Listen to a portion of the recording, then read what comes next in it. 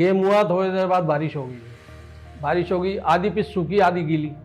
अब जब पानी सूखा और कोई आगे हमारे से कह रहा है यार रहने दे, मैच मत करा। कोई खबर आ रही है, ओए मैच शुरू करा। सुनते सुनते मुझे 2 घंटे हो गए। फिर मैंने ज़ोर से बोला, मैंने सिर्फ और सिर्फ ग्राउंड स्टाफ जो ग्राउंड पे काम कर रहे हैं और हम ऑफिशियल्स, उसके बाद कोई भी टीम का कोई भी प्लेयर, कोच, मैनेजर यहाँ ना आए। आप सब बाहर जाइए, जब मैच शुरू होगा तो हम आपको बता देंगे किस टाइम शुरू होगा, कप्तानों को बुलाएंगे, आप सब बाहर जाइए। और सब मेरी शक्ल देखें, लेकिन वो चले गए सारे, क्योंकि उन्हें पता था कि ये सही कह रहा है, तो चले गए। फिर ये हमने कोई 2 घंटे बाद कप्तान को बुलाया, फिर मैच शुरू कराया हमने। अब वो जब मैच ख़त्म हुआ, लास्ट दिन रिजल्ट हुआ, अच्छा हुआ मैच। शाम को हम गए, फिर हमारे गुरुजी उन्होंने बुलाया मुझे, बैठ वो हमें ग्राउंड से भगाएगा। फिर वो 5 मिनट ज़्यादा हंसने लगे, कह रहे तूने आज मेरा दिल जीत लिया। ऐसे एम्पायरिंग होनी चाहिए, ऐसे ही हैंडल करना चाहिए किसी को। अगर आप फेस देख के एम्पायरिंग करोगे, प्रेशर लोगे, तो आप ज़िंदगी में कभी एम्पायर नहीं। हाय एवरीवन, आज हम क्रिकेट के एक ऐसे हिस्से के बारे में बात करने वाले हैं जिसके बिना क्रिकेट मैच बिल्कुल अधूरा है। क्रिकेट एम्पायर के बिना मैच नहीं हो सकता और ये एक ऐसा पार्ट है क्रिकेट का जो हमेशा क्रिटिसाइज ही किया जाता है। तो आइए बात करते हैं एक ऐसे एम्पायर से जिन्होंने कपिल देव से लेके ऋषभ पंत तक के जनरेशंस में ए लेवल के 8 से 10 हज़ार मैचेस कराए हैं। बल्ली जी को एम्पायरिंग का 35 साल का एक्सपीरियंस रहा है और वो डीडीसीए स्टेट पैनल के और बीसीसीआई लेवल 1 एम्पायर भी रहे हैं। अगर आपको एम्पायरिंग से जुड़े कुछ भी क्वेश्चंस हैं और आप अपना करियर इसमें बनाना चाहते हैं तो ये पॉडकास्ट आपके लिए है। तो आइए मिलते हैं और जानते हैं क्रिकेट की बारीकियां और एम्पायरिंग के बारे में बल्ली जी की जुबानी।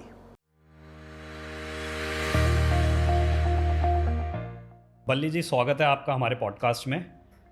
तो सबसे पहले बल्ली जी आप ये बताओ यार, ये एम्पायरिंग का जो आपका सफ़र है ये कब, कैसे और कहाँ शुरुआत हुई इसकी? Thank you. पहले तो मुझे यहाँ बुलाने का स्टूडियो में, और जैसे ही मैंने अपनी 12th पास की, और क्योंकि उस टाइम खेल के साथ साथ पढ़ाई करना और उसके ऊपर पैसे घर वालों से ना लेके अपने खर्चे खुद करना, और क्रिकेट का शौक़ था 8वीं क्लास से ही। तो अब हमने सोचा कैसे क्रिकेट खेली जाए ताकि क्रिकेट भी खेल लें, कॉलेज भी जाएं और अपनी पढ़ाई भी साथ साथ चलते रहे। तो 89 में जैसे ही 89 शुरू हुआ, और क्रिकेट के मैंने लीग वगैरह हम खेलते थे, तो हमें ऑप्शन मिला कि भाई ऐसे ऐसे जो बच्चे क्रिकेट खेलते हैं वो एम्पायरिंग शुरू करें, और डीडीसीए में उन्हें ऑप्शन है कि वो अपने लीग मैच शुरू कर सकते हैं। तो हमें एम्पायरिंग आती नहीं थी, तो हमारे गुरुजी थे राम बाबू गुप्ता जी और अनिल चौधरी वगैरह, ये सब साथी थे। तो इन्होंने कहा तू आजा कर ले। फिर मैंने प्राइवेट टूर्नामेंट में छोटे छोटे में एम्पायरिंग करी, और मैं 3 महीने में सब सीख के मैं 89 से ही एम्पायरिंग मैंने शुरू कर दी, और लीग के मैच शुरू कर दिए। लीग के साथ साथ मैं कॉलेज भी जाता था, इवनिंग कॉलेज था मेरा, डीएवी कॉलेज इवनिंग में, और इसके साथ साथ उस टाइम मुझे 40 रुपये पर डे मिलते थे। तो वो हमारा जेब खर्चा वो निकल जाता था, अपने खर्चे निकल जाते थे। तो वहाँ से मेरा एम्पायरिंग का कैरियर शुरू हुआ। बल्ली जी, इंडिया में हमारे और मेनली नॉर्थ इंडिया की बात करते हैं, ग्रास रूट लेवल पे क्रिकेट का डेवलपमेंट आप कैसे देख रहे हैं? आप 89 से क्रिकेट से जुड़े हुए हैं और प्रोफेशनल क्रिकेट में जुड़े हुए हैं, तो मैं दोनों पॉइंट ऑफ व्यू से आपका पॉइंट ऑफ व्यू जानना चाहता हूँ, एम्पायरिंग से भी और प्लेयर्स के डेवलपमेंट से भी। तो आप उसमें कुछ बताएं हमारे व्यूअर्स को कि हम इंडिया में कैसा कर रहे हैं दोनों पॉइंट ऑफ व्यू पे। वो 89 में क्रिकेट डिफरेंट होती थी और आज के टाइम में क्रिकेट डिफरेंट है। बहुत ज़मीन आसमान का फ़र्क आया। पहले जो था फैसिलिटीज़ हमें बहुत कम मिलती थी, हमारे बच्चों को, क्रिकेटर्स को सिर्फ कोच ही बताते थे, और फिटनेस के बारे में भी कोच ही खुद कराते थे। अब तो फिटनेस के अलग अलग फिजियो रखा जाता है, ट्रेनर रखा जाता है, और फिटनेस का भी अलग अलग है, जिम है। तो बल्ली भाई, ये ग्रास रूट लेवल पे भी चीज़ें मिल पा रही हैं अभी? ग्रास रूट पे अब जैसे अच्छी अच्छी अकेडमियाँ शुरू हुई हैं, तो इसमें उन्होंने क्या किया है कि अब उन्होंने शुरू से इन बच्चों को ये सिखाना शुरू कर दिया है कि ऊपर का माहौल आपको कैसा लगेगा, कैसे आपको प्लेयर बनना है, क्या क्या आपको फिटनेस के लिए इक्विपमेंट क्या क्या चाहिए, और उसके साथ साथ कि जो आजकल की अकेडमियाँ ये सब फैसिलिटीज़ अच्छी अकेडमियाँ दे रही हैं, और इससे क्रिकेटर को बहुत फ़ायदा हो रहा है। और आपके सामने देखो आईपीएल में हमारे कितने प्लेयर आ रहे हैं। ये सब इसी चीज़ का रीज़न यही है कि नीचे से जब हम उन्हें अच्छी चीज़ प्रोवाइड करेंगे तो ऊपर जाके उन्हें ईजी हो जाएगा। और इसीलिए ग्रास रूट पे जो हम प्रोवाइड करते हैं या कोचेज़ के प्रोवाइड करते हैं तो ऊपर जाके उन्हें बड़ा ईजी हो जाता है ये वाली सब चीज़ें। ऐसी एम्पायरिंग का है।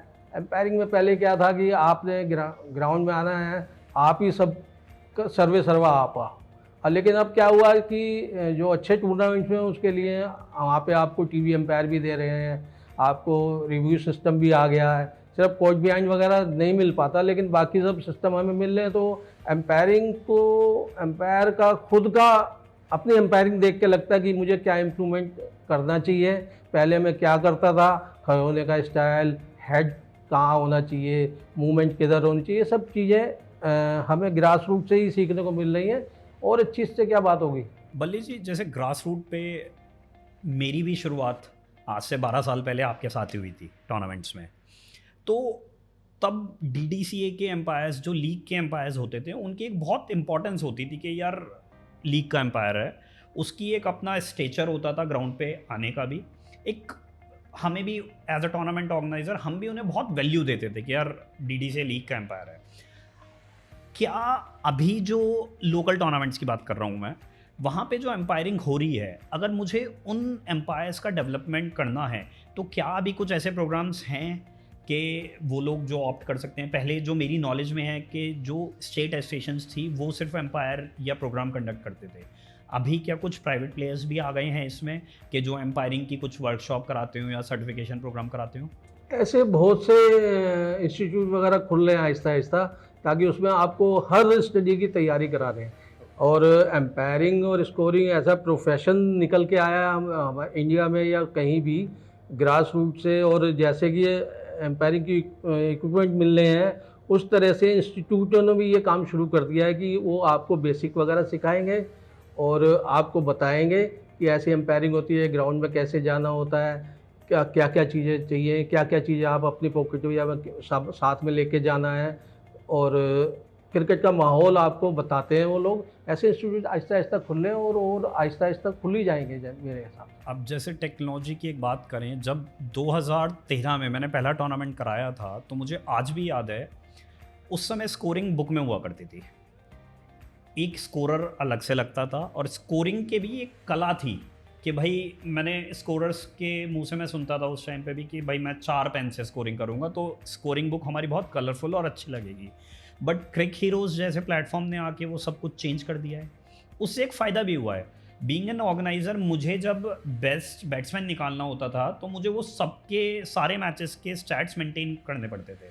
आज मुझे कोई स्टैट मेंटेन नहीं करने, स्टैट डायरेक्टली मेंटेन्ड है। बस मुझे बेस्ट बैट्समैन निकालना होता है, टॉप 10 टॉप 20 बैट्समैन मेरे सामने आ जाते हैं। तो उसने भी एम्पायरिंग बहुत ईजी करी है कहीं ना कहीं। नहीं, उसमें एम्पायरिंग तो इजी नहीं है, लेकिन क्रिकेट का जो काम है बहुत इजी कर दिया है। स्कोरर्स का काम उन्होंने बहुत इजी कर दिया है। पहले क्या था कि जो हमारी बीसीसीआई है यही इक्विपमेंट देती थी ऑनलाइन करने के स्कोरिंग के।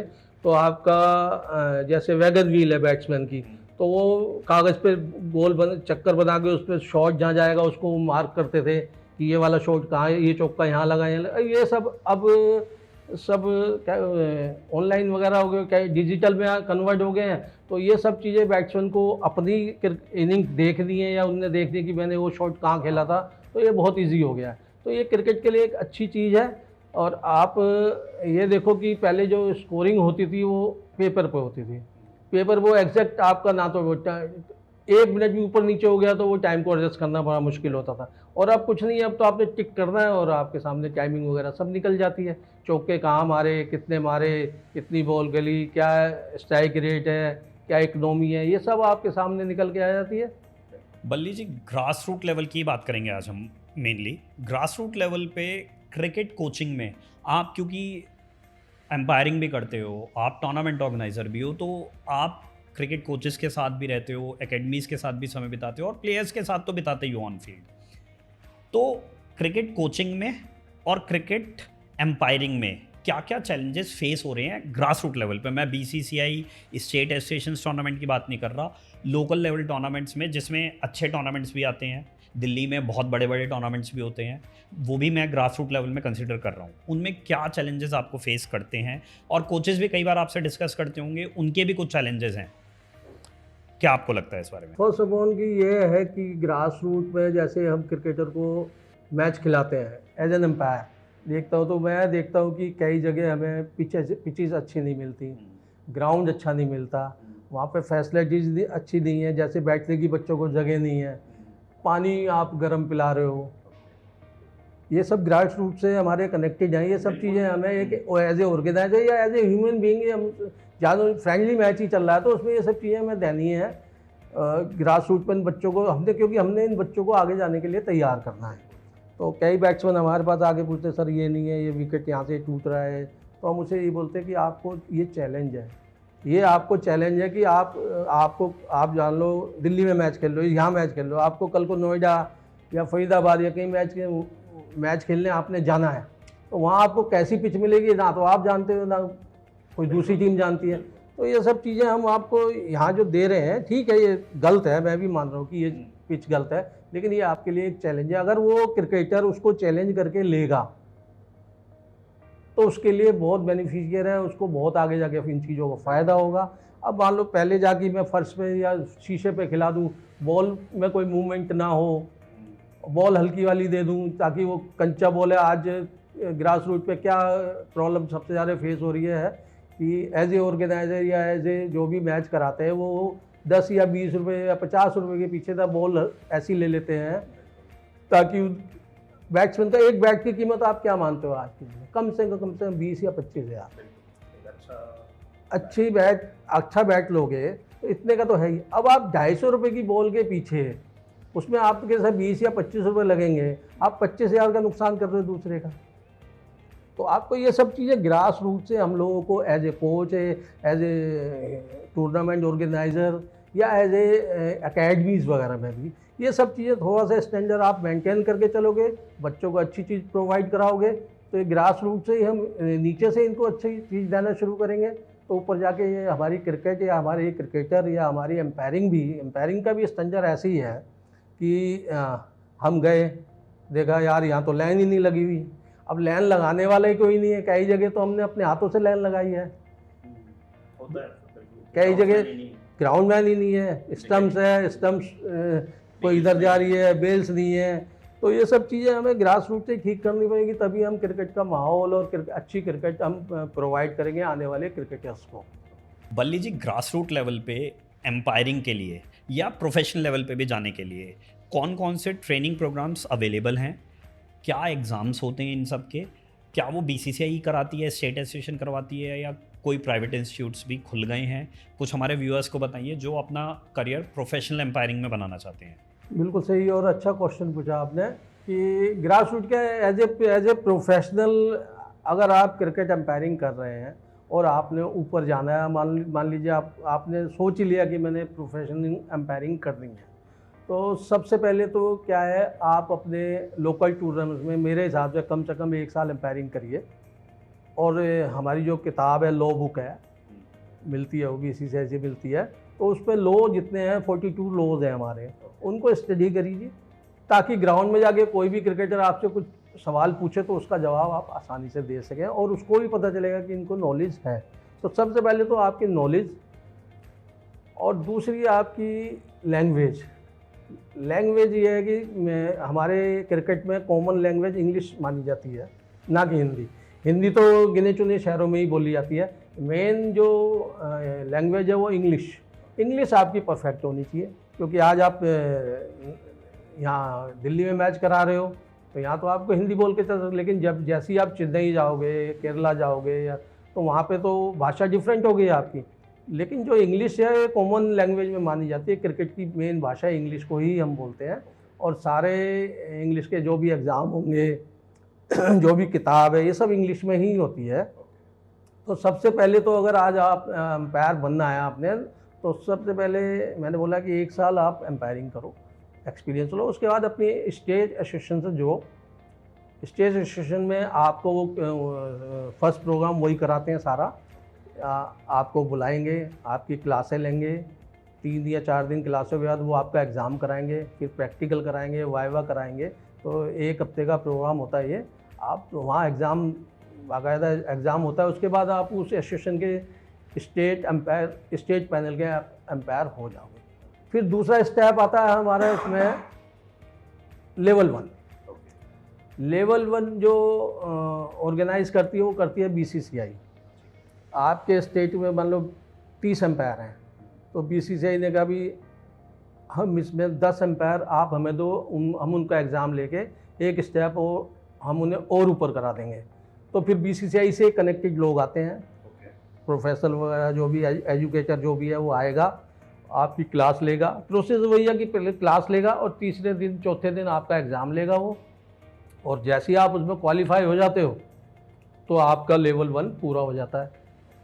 उसमें आपको है कि रणजी ट्रॉफी मैचेस में आप जैसे 4th एम्पायर लग गए, फिर आपके यहाँ स्टेट में जो अच्छे डिवीज़न के मैचेस हैं वो आपको करने को मिलेंगे। उसके बाद एक फिर जो लास्ट स्टेप आता है वो आता है लेवल 2 का। उसके लिए आपको BCCI जहाँ बुलाएगी, जहाँ उनकी एजुकेशन जो प्रोग्राम चलते हैं, जैसे नागपुर हो गया, बेंगलोर हो गया, चेन्नई हो गया, या जहाँ भी BCCI बुलाएगी वो आपको बुलाएगी, और फिर वहाँ वही प्रोसेस वही है, 3 दिन की क्लासेस, चौथे दिन आपका एग्ज़ाम लेगी, फिर वाइवा प्रैक्टिकल लेगी। उसके बाद रिज़ल्ट आएगा। आप रिज़ल्ट में आपको 90+ नंबर तो लाने ही पड़ेंगे हर हालत में। 90+ नंबर आने ही चाहिए। फिर उसके बाद वो पास करते, फिर आपको वो सीधे स्टेट मैचों में एम्पायरिंग के लिए भेज देंगे। स्टार्ट करते हैं वो वुमेंस और जूनियर क्रिकेट से। जूनियर क्रिकेट हमारी 16 से शुरू होती है, ठीक है जी। उसके बाद वुमेंस क्रिकेट, उसके बाद आपकी परफॉर्मेंस काउंट करेगी कि आप कितने अच्छे लेवल पे एम्पायरिंग कर रहे हो। आपको बाकायदा सेमिनार में बुलाया जाएगा, आपकी जो वीडियो है वो दिखाई जाएगी, आपसे पूछा जाएगा कि भाई ये आपने आउट दिया, ये नेट आउट दिया तो क्यों दिया। तो वो आपके डिसीजन निकाल के आपसे पूछेंगे, फिर आप उन्हें एक्सप्लेन करोगे जो भी। तो एक पूरा थॉरो प्रोसेस होता हाँ, ये पूरा प्रोसेस है। उसके बाद फिर आप एक फर्स्ट क्लास एम्पायर बनोगे। जैसे आपने सबसे पहला स्टेप बताया था स्टेट एसोसिएशन का, उस एग्ज़ाम को देने के लिए कोई फ़ीस स्ट्रक्चर होता है कि प्लेयर को देना पड़ता है, या कोई क्वालिफ़िकेशन होती है कि डिस्ट्रिक्ट से आप अप्लाई करोगे और फिर डिस्ट्रिक्ट आपको स्टेट के लिए भेजेगी, या फ़ीस कुछ पे करनी पड़ती है? नहीं, ऐसा कुछ नहीं है। फ़ीस किसी भी एसोसिएशन में कोई फ़ीस नहीं है। बस बेसिकली आप उस एसोसिएशन के उस स्टेट के होने चाहिए। ये फ्री ऑफ कॉस्ट सारा प्रोग्राम होता है, चाहे BCCI का हो या आपकी स्टेट का हो, ये सब फ्री ऑफ कॉस्ट होते हैं। इसके लिए कोई पैसा ना तो मेरे भाई खर्च करें और ना ही किसी को दें।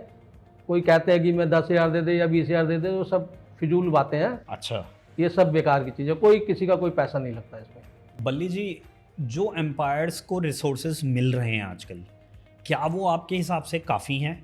मैं पैनल्ड एम्पायर की बात कर रहा हूँ। और कुछ हमारे व्यूअर्स को ये भी बताइए, कब BCCI या स्टेट एसोसिएशंस अपने एम्पायर्स को स्टाइपेंड या सैलरी बेसिस पे रखती है? और एक आई एम श्योर मेरा भी ये क्वेश्चन है, मैं बहुत समय से स्पोर्ट्स से जुड़ा हुआ हूँ, एक ICC लेवल पे जो एम्पायरिंग कर रहा है एम्पायर, या BCCI लेवल पे एम्पायरिंग कर रहा है, या IPL में एम्पायरिंग कर रहा है, वो कितना कमाते होंगे? क्या उनकी इनकम है डायरेक्ट मैच में? मतलब इनडायरेक्ट रिसोर्सेज तो बहुत सारे होते हैं कि भाई आप वर्कशॉप्स अटेंड कर रहे हैं या आप ब्रांड डील्स कर रहे हैं, वो पैसा अलग है।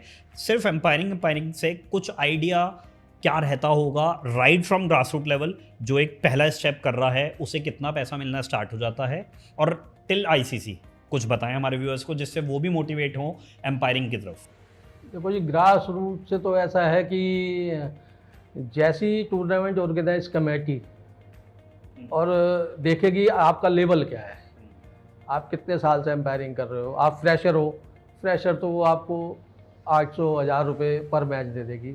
लेकिन आपका स्टैंडर्ड उन्हें पता कि ये पिछले 20 साल से एम्पायरिंग कर रहा है, इसने बहुत अच्छे मैच किया, तो उस हिसाब से उसका रेट भी वो जो डिमांड रखेगा उसके हिसाब से, अगर उनके बस की होगा तो वो देंगे, नहीं तो नहीं देंगे। ये तो हो गई ग्रास रूट लेवल की बात।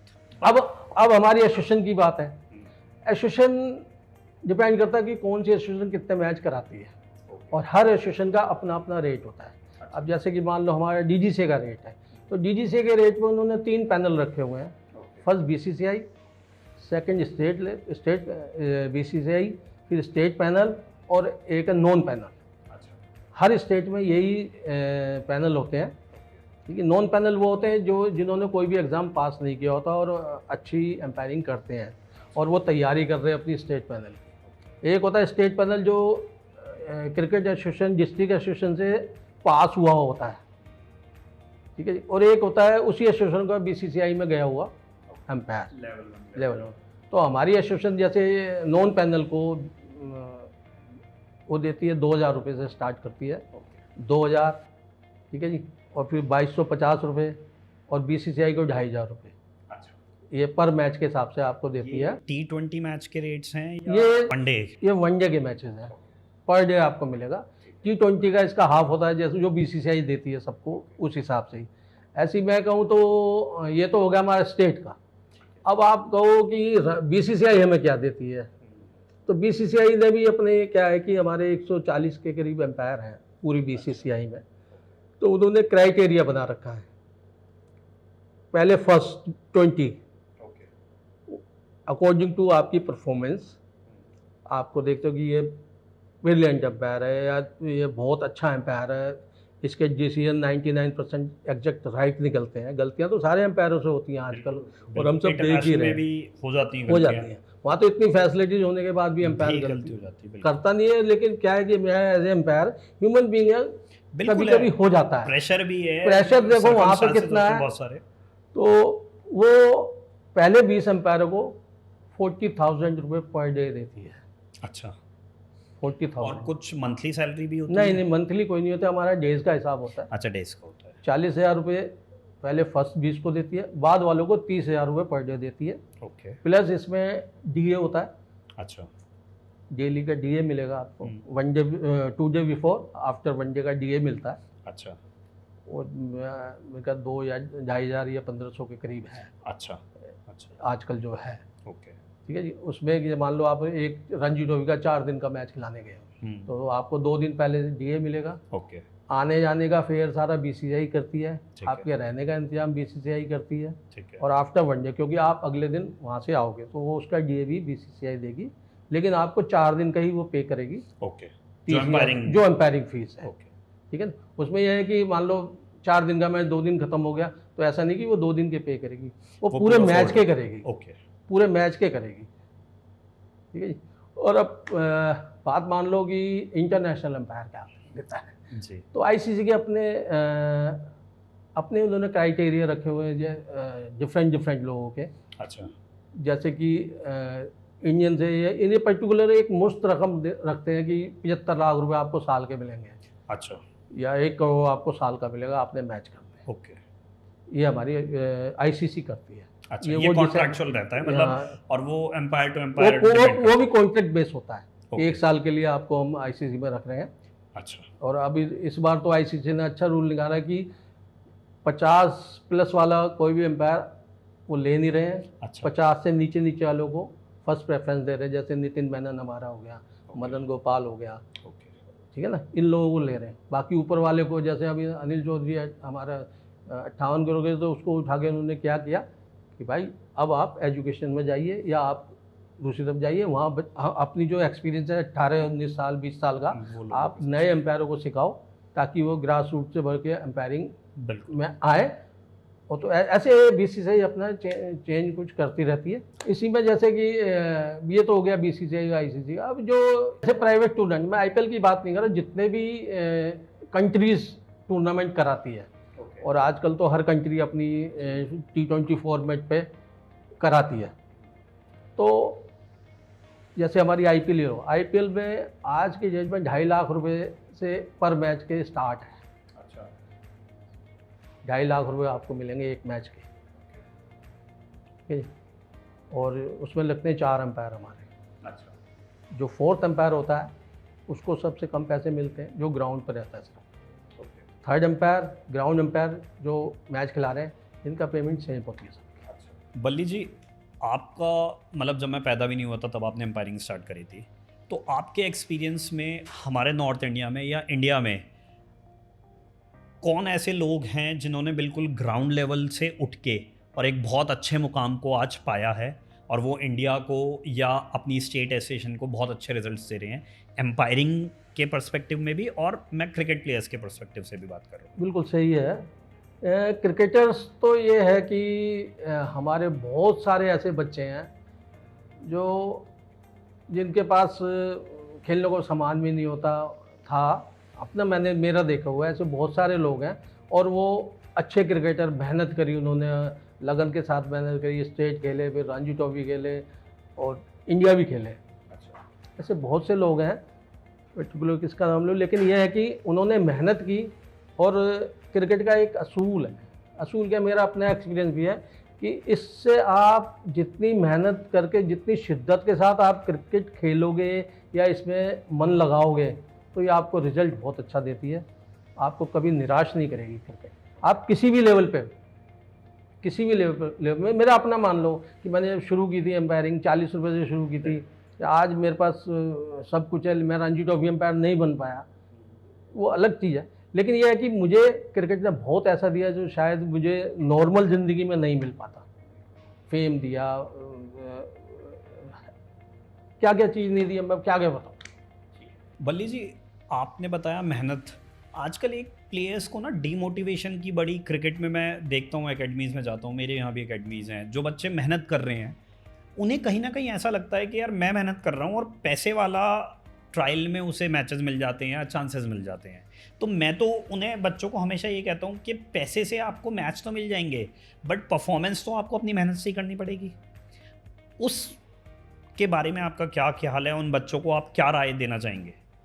भैया, आज का जो सवाल है, मेरा सबसे अच्छा सवाल ही आपने पूछा है कि एक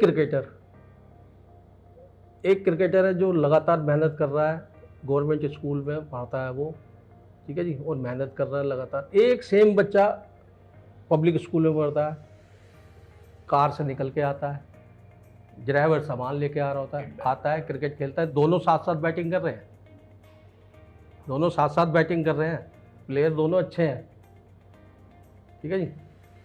अब डिफरेंस ये है कि ग्राउंड में ये ज़्यादा रहता है, इसने तो आया, बैग खोला, पैड किए, बैटिंग करी, पानी पिया और गाड़ी में बैठ के चला गया। वो बच्चा जो गरीब घर से है या जो मेहनत कर रहा है, जिसके पास कुछ भी नहीं है, वो आया, पहले तो आप उसको टाइम दोगे 3 बजे का तो वो 2:30 बजे या 2 बजे आपको मिलेगा। फिर जब जाने का टाइम होगा तो सब लोग चले जाएंगे, फिर वो जाएगा, फिर वो घर से साइकिल से जाएगा या बस में धक्के खाएगा या पैदल जाएगा, जैसे भी उसकी कन्वीनियंट होगा वैसे जाएगा। अब क्या है, रणजी ट्रॉफी कार वाला बच्चा खेलता है। अब वो जो बच्चा है उसके मन में क्या है, यार मेहनत तो मैं ज़्यादा करता था, कार वाला क्यों खेला। 2 साल बाद वो बच्चा बाहर, ये बच्चा अंदर। उसने 2 साल खेली क्रिकेट, ये 10 साल क्रिकेट खेल रहा है। ये 10 साल क्रिकेट क्यों? क्योंकि इसका एम ही क्रिकेट खेलना है। उसका एज ए शौक या जिद समझ लो, अपने पेरेंट्स से करके या कुछ करके, जो अभी आजकल का जो ट्रेंड चल रहा है, ठीक है जी, जैसे भी क्रिकेट वो खेला, लेकिन वो क्रिकेट कितनी खेला और ये कितनी खेलेगा। क्रिकेट देती है भाई, सबको देती है, समय आने पे देती है। आजकल की क्या चल रहा है कि एक बच्चा कहता है सर मैं क्रिकेट छोड़ रहा हूँ। हमने क्यों भाई? अरे सर मैं पिछले 10 साल से मेहनत कर रहा हूँ और मेरा एक भी किसी में भी नंबर नहीं आ रहा, यार मेरे से बेकार वाले प्लेयर खेल रहे हैं।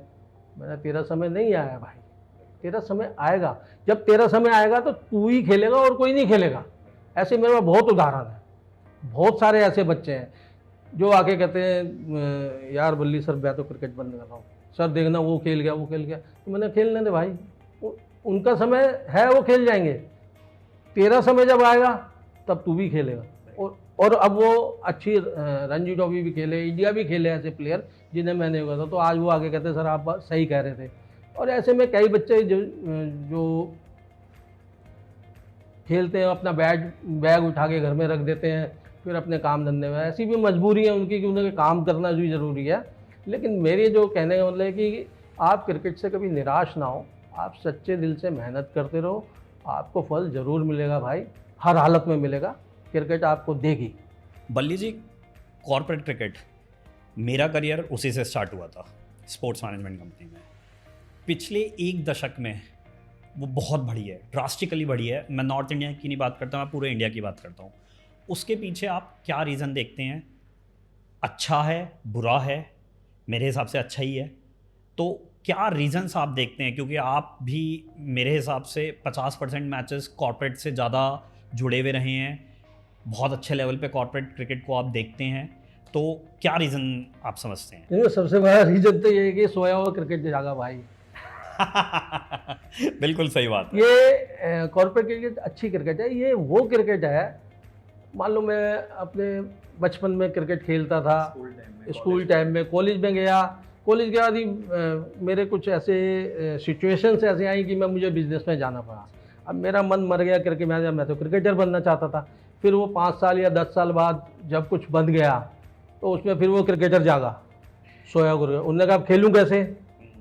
तो उनने क्या किया कि ऑफिस से ही 2-4 बच्चे प्लेयर लिए, अपने जैसे भी लिए, फिर अपने यार दोस्त ढूंढे, तो उन्होंने एक टीम बनाई और वो कॉर्पोरेट क्रिकेट कहलाने लगी। तो उसमें यह कि क्रिकेटर अच्छे हैं, कॉर्पोरेट क्रिकेट भी अच्छी है, और क्रिकेट होनी चाहिए ऐसी क्रिकेट। अब ये क्रिकेट जो कॉर्पोरेट क्रिकेट कितने को रोजगार दे रही है देखिए आप। अब क्या हुआ, कॉर्पोरेट टीमें जैसे मुझे टीम खेलना है, मेरी टीम है, अब मेरी टीम है तो, लेकिन मेरे ऑफिस में तो क्रिकेटर ही नहीं है और मेरे पास ठीक ठाक बिजनेस चल रहा है मेरा। मैं क्या करूँगा, मैं अपने बिजनेस कंपनी के नाम से टीम बना लूँगा, मैं ऐसे क्रिकेटर रखूँगा, स्टाइपेंड दूंगा या मैच फीस दूंगा। तो देखो 10 लोगों को मैच फीस मिल रही है, एक रोजगार मिल रहा है, जो क्रिकेटर ग्राउंड पे खेलता था उन्हें एक एक्स्ट्रा इनकम मिल रही है, और मैचेस भी मिल रहे हैं। और जब कॉर्पोरेट क्रिकेट खेलने जाएंगे तो वो जो हल्के ग्राउंड में तो खेलेंगे नहीं, पैसे की उन्हें कोई परवाह नहीं है। तो इसलिए हमारे इंडिया में ही कहूँगा कि सैटरडे संडे की किसी भी ग्राउंड में चले जाओ, जो कैसी ग्राउंड हो, आपको खाली नहीं मिलेगा कि यार मेरा कॉर्पोरेट का मैच है। और वो 2 मैच नहीं कराएगा, वो 1 मैच ही कराएगा। वो 1 मैच से कॉर्पोरेट वाले से इतने पैसे ले रहे हैं, उसका पूरे दिन का खर्चा निकल जाएगा। तो ये सब चीज़ें होनी चाहिए, कॉर्पोरेट क्रिकेट तो ज़रूर होनी चाहिए। उससे क्रिकेटरों को, ग्राउंड वालों को, मतलब एक बिजनेस इतना साइकिल हो गया कि सब लोगों को फ़ायदा हो रहा है। तो कॉर्पोरेट क्रिकेट तो होनी चाहिए भाई। बल्ली जी, जब बात एम्पायरिंग से जुड़ी हुई हो तो कोई ऐसा मैच बताएं। आपने, मुझे जैसा पता है आपके बारे में कि आपने कपिल देव से लेके और ऋषभ पंत तक को अपने मैचेस में एम्पायरिंग करवाई है, मतलब आपने एम्पायरिंग करी है उनके मैचेस में। तो कोई ऐसा मैच आपके ध्यान में, हमारे व्यूअर्स को आप बताना चाहो, जिसमें बहुत प्रेशर रहा हो और उसमें आपने एम्पायरिंग करी हो और आपको भी पहली बार या लाइफ में डर लगा हो उस मैच में एम्पायरिंग करते हुए? कोई ऐसा वाक्य हमारे व्यूअर्स के साथ आप शेयर करना चाहें? से तो बहुत वाक्य हुए हैं लेकिन ये है कि जो प्रेशर का मैच था, हम क्रिकेट में 2 ही अपने गुरु मानते हैं। एक हमारे गुरु जी राम बाबू गुप्ता जी जो इंटरनेशनल एम्पायर रह चुके हैं, एक हमारे अनिल चौधरी साहब। तो ये इंटर कॉलेज की बात बता रहा हूँ मैं। कोर्स था, मैच था राजधानी कॉलेज वर्सेस डीएवी कॉलेज। पहले इंटर कॉलेज बहुत खतरनाक क्रिकेट हुआ करती थी। अच्छा, खतरनाक क्या, ये बात आप 90s की बता रहे हो? 93 94 की बता रहा हूँ। अच्छा, ठीक है जी। ये मैच था यूनिवर्सिटी वाले ग्राउंड पे, 4 दिन का मैच होता था। पहले डेज क्रिकेट, वही इंटर कॉलेज डेज क्रिकेट होती थी। तो सेमीफाइनल मैच था। तो एक तरफ तो डीएवी कॉलेज, एक तरफ हमारे राम बाबू गुप्ता जी की कॉलेज की टीम। अब एम्पायरिंग कर रहे हैं मैं और मेरा पार्टनर, हम बिल्कुल एम्पायरिंग करते थे। तो उन्होंने हमें देख के लगाया कि ये मैच संभाल लेता है। अब गए तो गेम हुआ, थोड़ी देर बाद बारिश हो गई, आधी पिच सूखी आधी गीली, इस सिचुएशन ही आ गई। हम लोगों ने वेट किया क्योंकि वेट करते हैं। अब जब पानी नहीं सूखा और कोई आगे हमारे से कह रहा है यार रहने दे, मैच मत करा। कोई खबर आ रही है, ओए मैच शुरू करा, आधे पे रोल करा दे।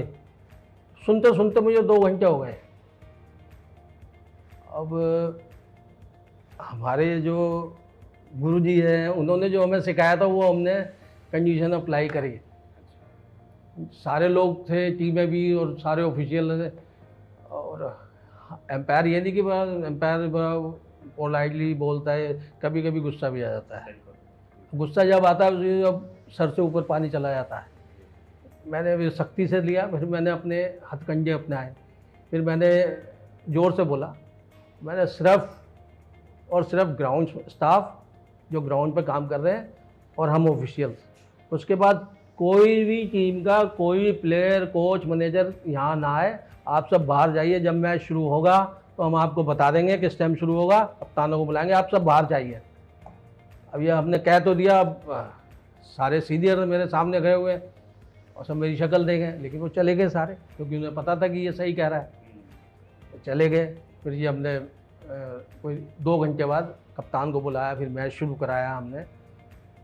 और प्रेशर उस मैच में ऐसे ही होता था कि सारे करंट वाले प्लेयर खेल रहे हैं, राहुल सांघवी, शीतल पाठक, समझे, ये सारे आशु दानी, ऐसी टीमें होती थी। वही तभी प्लेयर जो करंट में रणजी ट्रॉफी या इंडिया खेल के आते थे वो भी पहले इंटर को खेलते थे बच्चे। तो कॉलेज वालों की ये फर्स्ट कंडीशन होती थी कि भाई आपने खेलना है, तो वो खेलते थे। अब वो जब मैच ख़त्म हुआ, लास्ट दिन रिजल्ट हुआ, अच्छा हुआ, मैच निकले, तो शाम को हमारा ये होता था कि हम डेली शाम को मैच, कहीं भी मैच हो, अपने डीजी से अपने एसोसिएशन में जाके जाना है, रिपोर्ट देनी होती थी मैचेस की। शाम को हम गए, फिर हमारे गुरुजी है उन्होंने बुलाया मुझे। अब मैं डर गया, यार ये तो यार मैंने ऐसे बोला था, गलत हो गया। बुलाया, वो कमरे में बुलाया मुझे, हाँ भाई बैठ गया, तू हमें ग्राउंड से भगाएगा, चुपचाप उनके आगे क्या बोले हैं हम, गुरु है। हाँ गुरु है, तो अनिल चौधरी को अंदर घुसे रही है, उसको जो भी कई लोग थे उनको, और हमें मंगा रहा है। लेकिन कोई फिर वो 5 मिनट ज़्यादा हंसने लगे, कह रहे तूने आज मेरा दिल जीत लिया। ऐसे एम्पायरिंग होनी चाहिए, ऐसे ही हैंडल करना चाहिए किसी को। अगर आप फेस देख के एम्पायरिंग करोगे, प्रेशर लोगे, तो आप ज़िंदगी में कभी एम्पायर नहीं बनोगे। और यही हमारा असूल जब से है, उन्होंने सिर्फ हमें ये सिखाया था कि आप बॉलर है, आप उसका हाथ देखो, कहाँ से फेंक रहा है ये देखो, और बैट्समैन के सिर्फ पैड देखो भाई, उसकी शक्ल मत देखना कभी बैट्समैन की। आँख में आँख डाल के, आँख से आँख में डाल के हर प्लेयर से बात करनी है। अगर आपने नज़र झुका ली तो समझ लो आप प्रेशर में आ गए और आप उससे दब रहे हो किसी चीज़ को लेकर। तो इसलिए जो भी काम करो दबंग होके करो। हाँ, ज़्यादा शक्ति क्रिकेटरों के साथ नहीं बरतते एम्पायर, क्योंकि उसने मैच खिलाना ज़रूरी होता है कि ना कि उसने अपनी एम्पायरिंग दिखानी होती है। आप कैसे कितने अच्छे सुपरविजन से मैच खिला के, बड़े से बड़ा मैच खिला के निकल जाते हो, ये आपकी आर्ट और ये कला होनी चाहिए। ये एम्पायरिंग का सबसे बड़ा एक्सपीरियंस है। मैं यंगस्टर को भी बताना चाहता हूँ कि आप अच्छे एम्पायर हो या नहीं हो ये मैटर नहीं करता, आप उस मैच को कैसे सुपरविजन कर रहे हो वो मैटर करता है आपका। आप कैसे प्लेयरों को हैंडल कर रहे हो, आपके पास हर चीज़ का प्लेयर का जवाब होना चाहिए। अगर आपने जरा सा जवाब गलत दे दिया, प्लेयर आपकी फ़ौरन वैल्यू बता देगा कि आप किस स्टैंडर्ड के एम्पायर। बल्ली जी, आपके हिसाब से ग्रास रूट डेवलपमेंट के लिए ये जो लोकल लेवल पे लीग्स या मैचेस होते हैं या टूर्नामेंट्स होते हैं, वो किसी भी प्लेयर के डेवलपमेंट में या प्लेयर के लिए जो एक अच्छे लेवल पे भी खेल रहा है उसके लिए ये कितने इंपॉर्टेंट है? देखो भाई, मैं बताऊं कि आप कोचिंग करते हो, कोचिंग सीखते हो, आप वहाँ क्रिकेट की बेसिक सीखते हो जी। आप असली प्लेयर तब माने जाओगे जब आप किसी टूर्नामेंट्स में या अपनी लीग में परफॉर्म करोगे। आपकी कोचिंग जो आपके कोच ने सिखाया वो दिखानी भी तो है आपको। बिल्कुल। आप कहाँ दिखाओगे? आप ये नहीं कि कोई कोच से निकले और सीधा आपको रणजी ट्रॉफी क्रिकेट खिला दी। ये जो लोकल टूर्नामेंट्स होते हैं ये इसीलिए होती हैं, डिस्ट्रिक्ट लीग जो होती है ये इसीलिए होती है कि वहाँ से नए नए क्रिकेटर हम उठाएं और उनको तैयार करें फ्यूचर के लिए।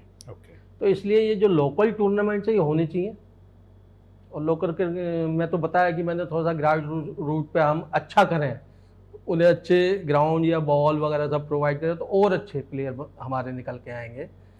क्योंकि आजकल हर कोई कोचों ने टीम बनाई, भेज दी, जा भाई खेल आओ।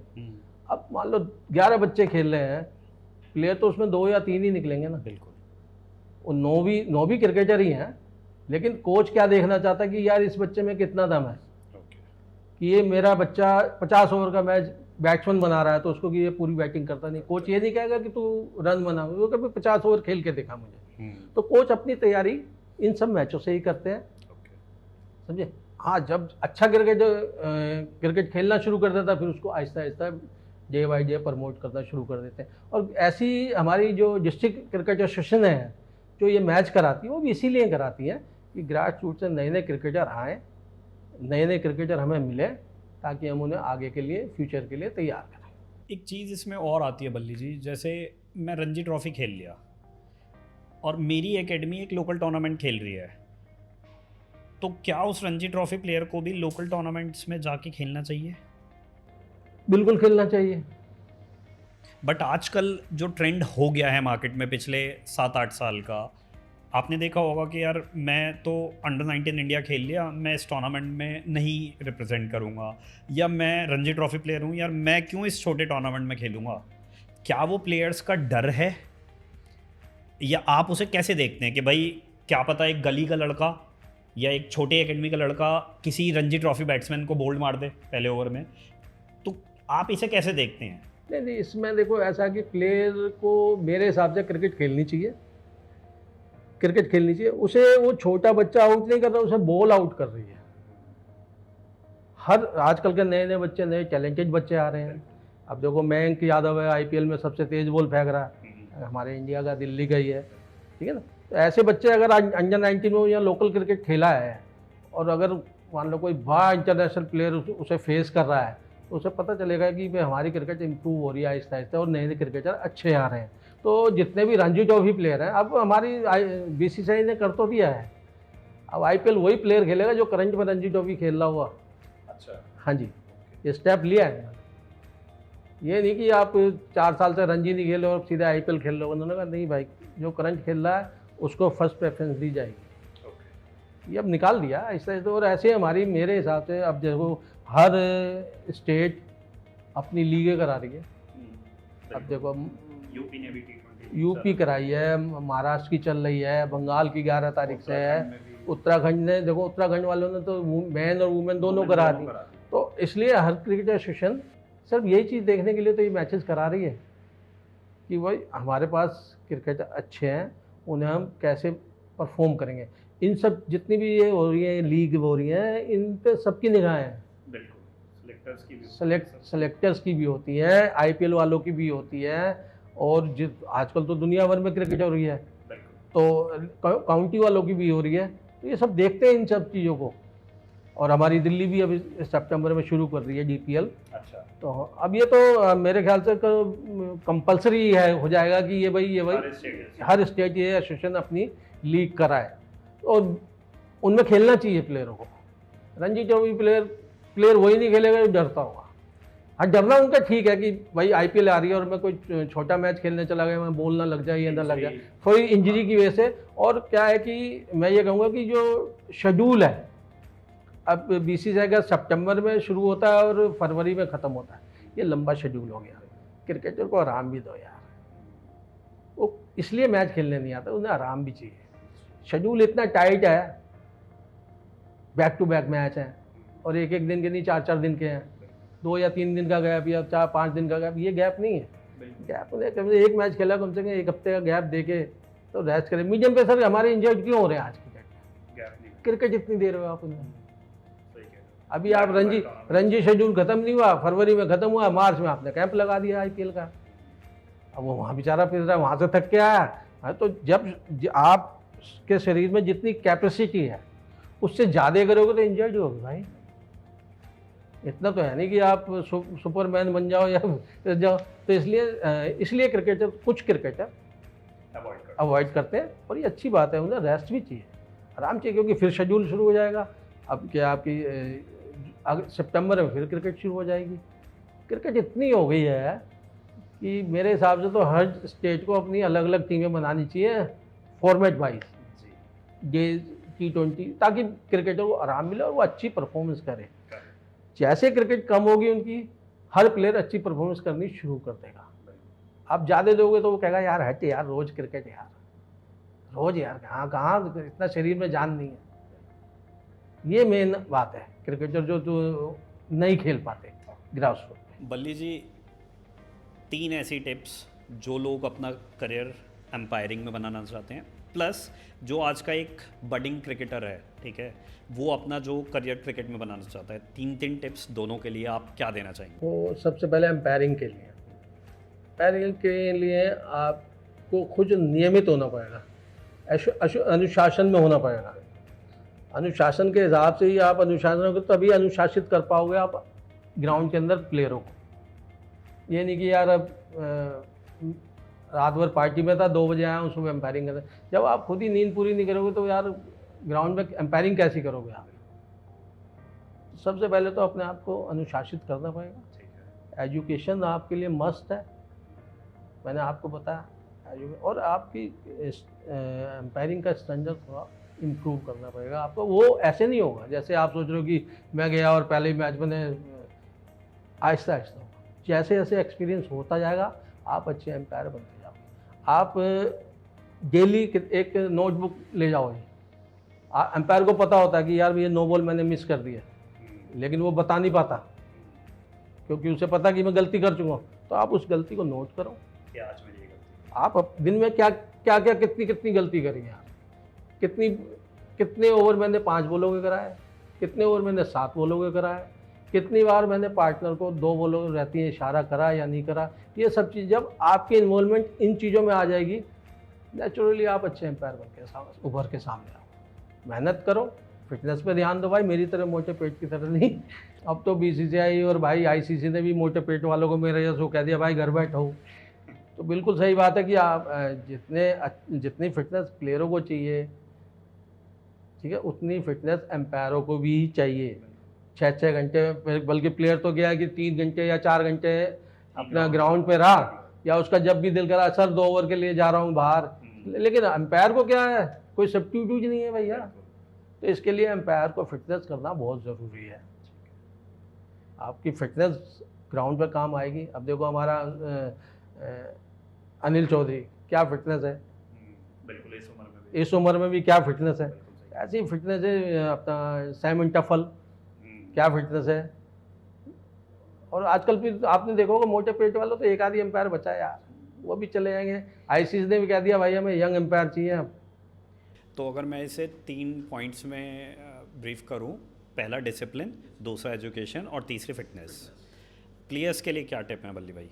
सबसे पहले तो जितने भी क्रिकेटर्स हैं और जो खेल रहे हैं, वो जो अभी छोटे स्कूल टाइमर हैं, स्कूल टाइम की क्रिकेट खेल रहे हैं, तो मैं यही राय दूंगा कि सबसे पहले तो आपकी एजुकेशन है भाई।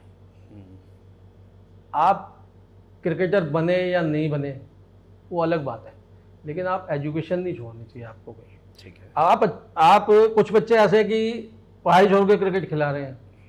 अब क्रिकेट तो खेल रहे हैं वो, अब ऊपर जाके 0 हैं, एजुकेशन का उन्हें पता नहीं है। बिल्कुल। अभी आपके सामने एक IPL प्लेयर, हमारा नाम नहीं लूँगा, सेम उसका यही है। उसके पेरेंट्स ने कह दिया चल भैया तू क्रिकेट ही खेल। अब उसकी एजुकेशन कहाँ है? आज उसे कोई नौकरी पर रखना चाहे तो उसकी एजुकेशन कहाँ है? तो सबसे पहले आप एजुकेशन करो और आप फिर पूरी मेहनत के साथ, जो आपको कोच बताया, लगन के साथ क्रिकेट खेलो, क्रिकेटर बनो, समझे। ये बात को आपको अपने नज़रअंदाज नहीं करनी चाहिए कि आपकी एजुकेशन और फिटनेस तो मेन है। देखो आज की क्रिकेट में बिगाड़ फिटनेस के तो कोई पूछ ही नहीं रहा भाई। बिल्कुल। अगर आप हल्के फील्डर हो तो एक बैट्समैन 3 रन भाग जाएगा आपके सामने, और आप फिट हो तो वो डरेगा 1 रन लेते हुए। बिल्कुल। तो ये सब क्रिकेट में होनी चाहिए, समझे। अच्छा एक बात मेन है कि आजकल के जो यंगस्टर बच्चे हैं वो जिम की तरफ ज़्यादा भाग रहे हैं, वेट लिफ्टिंग करनी है जी, ये नहीं भाई। क्रिकेटर की बॉडी जिम से नहीं चलेगी, फ्लेक्सिबल बॉडी चाहिए क्रिकेटर। जिम करके आप डोले तो दिखा रहे हो, आपको कह दूँ कि आपकी जब जवान हो तो लड़कियां तो मर रही हैं आप पे, लेकिन आपका खेल देख के वो भाग रही हैं। आपकी क्रिकेटर की कहीं किसी से भी पूछ लेना, क्रिकेटर की बॉडी फ्लेक्सिबल होनी चाहिए। बिल्कुल। फ्लेक्सिबल बॉडी हमें ज़रूर चाहिए। जिम करो, आप जिम वो करो, बस जो आपने ट्रेनर से आपने प्रोग्राम में रखो जिससे बॉडी आपकी स्टफ ना हो। मैंने बहुत क्रिकेटर ऐसे देखे हैं जिम करके उन्होंने बॉडी तो बना ली, लेकिन जब वो ग्राउंड में गए बॉडी स्टिफ, ना तो हाथ चले ना, क्योंकि फ्लेक्सिबिलिटी चाहिए हमें। बिल्कुल। अब मान लो मैंने शॉट खेला, ये देखो कलाई की फ्लेक्सिबिलिटी है। जब मैं इसे जिम करूँगा तो टाइट हो जाएगी, हड्डियाँ मजबूत हो जाएंगी, फ्लेक्सिबिलिटी रहेगी कहाँ। शरीर का हर अंग हमारा फ्लेक्सिबल होना चाहिए, क्रिकेट के लिए स्पेशली।